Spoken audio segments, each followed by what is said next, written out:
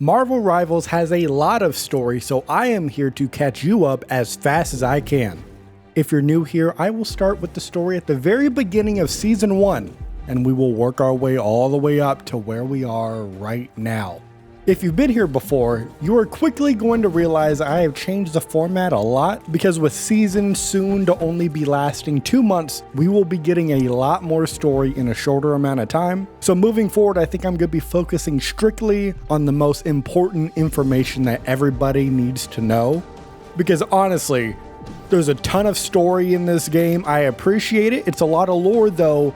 A lot of the details don't really amount to much within the gameplay that we're going through, so I think I'm going to leave out all of that moving forward. Now, before we begin, I have 2 more things I want to mention. The first, please, I'm talking right to you, go down in the comments, tell me whether you want to see gameplay as the background for these timeline videos or images from the stories. I've seen that there's been some people that have been asking for gameplay to come back, so that's what we're doing here in this volume, but let me know in the comments again what you want me to do in the future. And finally, this Friday, June 6th, my girlfriend and I are going to be starting a new video series / podcast. It's going to work as both. It's going to be called Watch to the End, where we are going to be watching every Marvel movie leading into Avengers Doomsday next year. It's going to be a weekly series. And in the first episode this week, we are going to be talking about the first Blade movie, which neither of us have watched before. So that's going to be very interesting. If you would like to join us on this journey, watch the movie ahead of time and then come back Friday, watch our episode. It's going to be available right here on YouTube as well as on Spotify, Apple Podcasts, and Amazon Music. And with all of that said, I think it is about that time.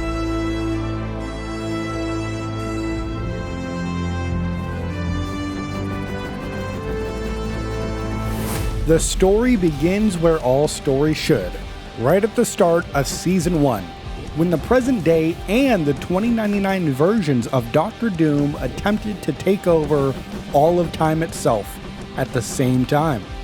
And due to this, a multiversal disruption, now known as the time stream entanglement, began, causing a number of different timelines, different dimensions, different realities to merge or even collapse. Now, during the time stream entanglement, a new element was created as well, a crystallized version of time itself, which is called Chronovium.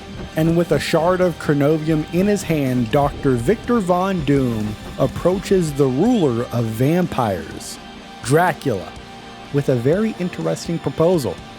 Using a drop of Dracula's immortal blood, they can infuse it with Chronovium, in which they can create the Empire of Eternal Night, allowing Dracula full rule over New York City, banishing sunlight for the foreseeable future. As this man is licking his lips, Dracula accepts the deal as the darkness begins in NYC. Now, let's take a moment. Let's say that you live in New York City. And let's also say that you're not very smart and you're walking down the streets of New York City as they have been taken over by vampires. And as you're walking, you walk by the Baxter Building. If you do that, you're going to be greeted with a message from the robot Herbie updating you about the whereabouts of the Fantastic Four. Mr. Fantastic, Reed Richards, and the Iron Man, Tony Stark, are currently working on the time stream reintegration device that will hopefully undo the curse placed upon NYC and even, possibly, reverse the effects of the time stream entanglement overall. The Invisible Woman Susan Storm, aka Susan Richards, is currently spying on the vampires that are operating out of Central Park. Her brother, the Human Torch Johnny Storm, is patrolling the streets with Spider-Man, saving the public from vampires. And here's the thing, Ben Grimm is currently retrieving supplies around the city. Now, due to the team being occupied, unfortunately, the wait for assistance, such as yourself, is about 1,000 people deep. You got a long wait ahead of you. If you ask me, just keep walking. You'd probably have better luck getting help from the Justice League. I'm just kidding, who wants help from them? Speaking of New York City, The King of Wakanda, T'Challa, who of course is currently serving as the Black Panther, arrives in the city through a portal from the intergalactic empire of Wakanda. He's doing this with a heart-shaped herb in his hand, as T'Challa and his sister Shuri hope that it can help end the vampire curse. And as he's walking through the streets and making his way through the city, hoping to find the Baxter Building, he is confronted by none other than Dracula himself. And after fighting for a long time, Black Panther eventually not only is overpowered, but is also turned into a vampire himself. And speaking of the Baxter Building, Reed Richards is doing some more research on Cronovium. And as he's doing this, he begins an interdimensional video call with Princess Shuri. And the two start talking about the details of the time stream entanglement, such as a Captain America being unthawed in the year 2099 that is now in Wakanda, helping she and T'Challa form a new team of heroes, which also includes plucking Hawkeye and Bucky Barnes from their timeline, which happens to be the two that have been missing from Reed Richards' universe. And then on top of that, Reed Richards explains that Loki has recently taken over the throne of Asgard from Odin and has renamed it to Isgard. Now, as the two discuss, they identify 4 different realities that have been affected by the time stream entanglement, which Shuri and her team over in Wakanda begin to call chronoverses. And then, when Shuri mentions that she sent her brother to Reed's dimension with a heart-shaped herb to hopefully end their vampire curse, an issue was brought up. And you may be wondering what that issue is. Well, lucky for you, I'm going to tell you what that issue is. This is what storytelling is. T'Challa did arrive in New York City, but he showed up 1 week ago. And Reed Richards, who Black Panther was going to find, has absolutely no knowledge of his arrival. So then Shuri begins to question whether he had turned into a vampire and disappeared. And Reed responds by saying they will work together and find T'Challa. Also in New York City, Tony Stark is fighting vampires himself, but as he's doing, he's questioning whether the fight will ever end. It doesn't seem like his technology is ever going to finally put an end to the vampires. And that's when Moon Knight shows up, talking about the Montesi formula spell from the Book of the Darkhold, which can eliminate all vampires. But the catch is that eliminating all vampires includes all of the civilians that were turned into vampires since this takeover began. So as Tony Stark looks at his hands, back and forth, left and right, what do I do? An energy spike happens in Central Park, and this spike turns out to be a crash landing of the messenger squirrel from Asgard named Ratatoskar. The first one to the scene is, of course, Squirrel Girl, who upon seeing the squirrel, you'd probably guess, wants to help by any means necessary. However, shortly thereafter her arrival, Dracula and his vampire forces swarm around them. Squirrel Girl's out here left and right, their punches, fighting for her life, and also fighting for Ratataskar's. Do you get it? But as time begins to continue, it's a lost cause. Until Iron Man and Moon Knight arrive. The hope is bright once again, but only for a moment, because there are simply too many vampires due to Dracula's castle being located in Central Park. All this fighting is futile, so Iron Man calls an audible to retreat as he, Squirrel Girl, and Moon Knight escape, leaving Ratatoskar to be captured by Dracula. Now at this point, you're probably thinking to yourself, man, a lot of chaos is happening in New York City. Look at you, you're very smart, you're very perceptive. But the chaos continues. All right, let's go to another part of New York City. We have the Human Torch flying around as he finds Spider-Man looking across the city to a part of the city that he has no access to anymore, as Spider-Man is likely longing to finally reunite with Aunt May. So when Human Torch arrives, he has big news. The vampire hunter Blade has finally returned. Spider-Man is excited. He says, "No way!" As the two fly and I guess Spider-Man swings over to talk to him, but the conversation is short as Dracula arrives with his army. It's Blade, Spider-Man and Human Torch putting up a good fight, but it just isn't enough. Dracula is able to capture Blade. He said, "Give me that," leaving Spider-Man and Human Torch feeling hopeless. Although vampires have taken over New York City, that does not stop capitalism. J. Jonah Jameson reports in the Daily Bugle that New York City has been taken over, and that rumors suggest that Dracula is based out of Central Park. Meanwhile, the Fantastic Four, Squirrel Girl, and Cloak and Dagger are protecting the civilians of the city. Reed Richards and Tony Stark debate over different strategies on how to end the vampires, while the coward, Spider-Man, is nowhere to be found. And a member of the Fantastic Four, the Thing, Benjamin Grimm, is patrolling his old neighborhood of Yancey Street. And it's there where he learns of a new vampire faction with an interesting new fighting style, unlike anything he has seen from the vampires before. This style is very similar to the Wakandans. So he follows the vampires to Washington Square Park, where he then approaches the leader of this faction, the vampire, known as T'Challa. So this is a little complex because due to having the powers of the Black Panther still, he is only partially turned into a vampire. He has the strength to fight off his urges, but over time it's getting increasingly difficult. Ben Grimm then convinces T'Challa to consume the heart-shaped herb that he brought, the one he originally brought to give to Reed Richards in order to reverse the effects of being a vampire for the city. But now he takes it himself, and it works. But because he is no longer a vampire, T'Challa's new faction of vampires all around him betray him. So as T'Challa and Ben fight him off, Reed Richards arrives with a portable version of the time stream reintegration device to locally rewind time, and as he does it, he reverses the vampire curse on the civilians that had been bitten. However, it also reverses the effects of the heart-shaped herb that T'Challa just consumed, turning T'Challa back into his vampire form. And the problem is, they don't have another heart-shaped herb at easy access, so they're back to square one with Black Panther.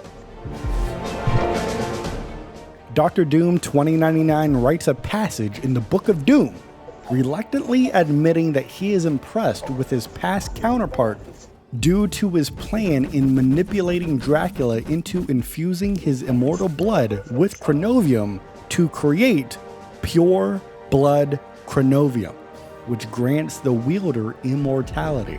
So, as it turns out, turning New York City into Eternal Night was merely a distraction for Doom to gain so much more power. And that, my rivals, brings us to Season 2.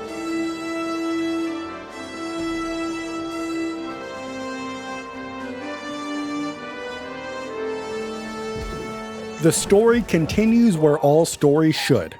In the year 2099, on the living island of Krakoa, as Emma Frost meets with Magneto and Storm to propose the return of the Hellfire Gala. Now for them, it has only been a year since the last one, but since they were transported from their present time into 2099, that means that this dimension has not seen a gala in close to 100 years. Magneto initially is hesitant to open up Krakoa to possible threats, especially since they do not fully know what they are up against in this new dimension. However, Emma Frost continues her pitch, stating that the Wolverines work with the Black Widow leading this team known as the Resistance has damaged the mutants' reputation. The Hellfire Gala could help them create new alliances and raise that reputation. Storm is convinced and gives her thumbs up, and because of that, Magneto finally approves. The Hellfire Gala is coming back, baby! And as Storm and Magneto leave, Emma stays and secretly talks to the living island, promising to help end their suffering that began with the time stream entanglement. With the Hellfire Gala, Emma Frost plans to invite a special doctor to help heal Krakoa, one whom, had she mentioned in her pitch to Magneto and Storm, she never would have been given an approval to proceed with the Hellfire Gala. Doctor Doom 2099 gets an invitation to the Hellfire Gala, which he scoffs at. However, he soon has a glimpse of a future in which Ultron conquers Earth, and in an attempt to prevent this from turning true, Doom erases some of Ultron's history using Chronovium. But ironically, Ultron is made aware of this, and that motivates Ultron to act, both for his own interest, but now out of survival. Learning what he had just done, Doctor Doom realizes that he needs more temporal energy in order to defeat Ultron, and he knows exactly where to get more. Krakoa. It's a good thing he has that invitation. After being cast out from Earth for 70 years, Ultron plans to return to Earth after learning of a threat to his existence. But before arriving on Earth, Ultron decides to stop at Mars and conquer Krakoa's sister island of Arakko. Additionally, Ultron gains access to a new metal known as Mysterium and infuses it with his body. Now on Krakoa, Squirrel Girl, Rocket Raccoon, and Jet the Landshark arrive for the Hellfire Gala, but before entering, they find Psylocke in the jungle, crying as she holds her wolf companion Logan, who had just died after traveling across the multiverse to reunite with Psylocke due to the time stream entanglement. Squirrel Girl, with the help of Emma Frost and the island of Krakoa itself, use the resurrection protocols, which, when paired with Cerebro, can create a new body and restore the memories of somebody who has died. So they use the resurrection protocols to create a new body for Logan and restore its mind just in time for the gala. However, Emma Frost refuses to allow Squirrel Girl and Rocket onto the dance floor as they are wildly underdressed. Instead, the group goes to the island's beach to throw their own party. Unbeknownst to them, as they walk away, a techno-organic energy spreads across the island, getting closer to Krakoa's gates.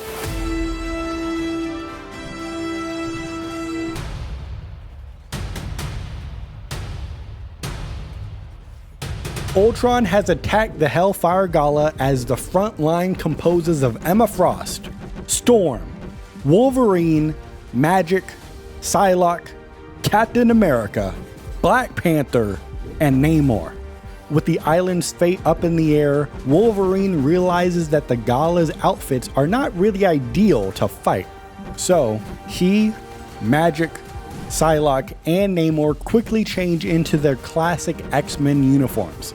Meanwhile, Magneto, hovering above the island, floats down from the sky. His concerns of the Hellfire Gala have come true. Magneto begins to fight Ultron, but is struck down and killed.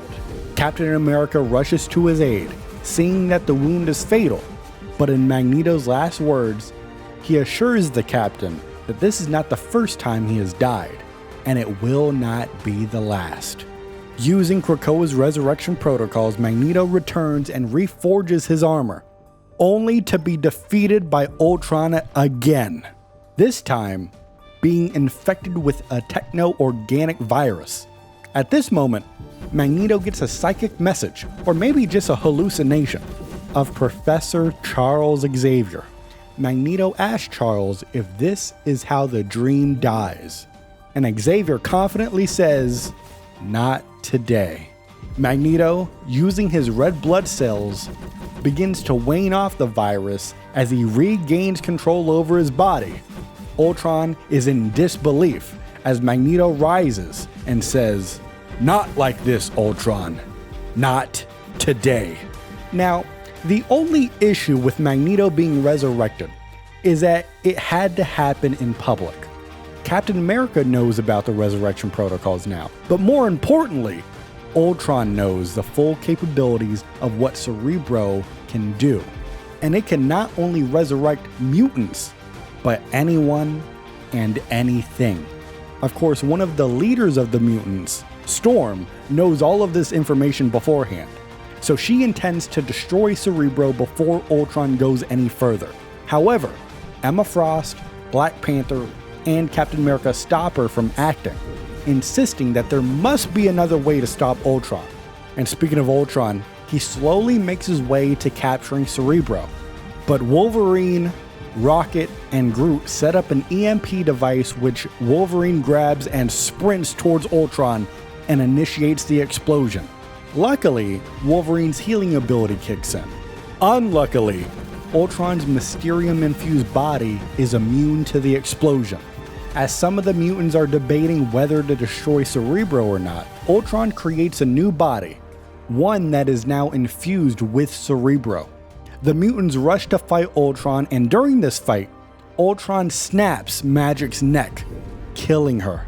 However, Ultron was unaware that Rocket Raccoon has set up a rebirth beacon, which resurrected Magic, and she quickly snuck behind Ultron and decapitated him. After this, Ultron hacks into Krakoa's resurrection protocols and escapes to the planet of Mars. As the action quiets, Tony Stark thinks about how to proceed. After Ultron escapes to Arakko in a new body, Tony Stark hacks into the discarded one, hoping to repurpose it to fight the upgraded version. But instead of wiping it clean, Tony discovers that Ultron's self-awareness is rooted in deep emotional trauma. Specifically, rejection from his creator, Hank Pym. Leveraging that vulnerability, Tony programs a failsafe, meaning he's gonna reboot the original program of Ultron.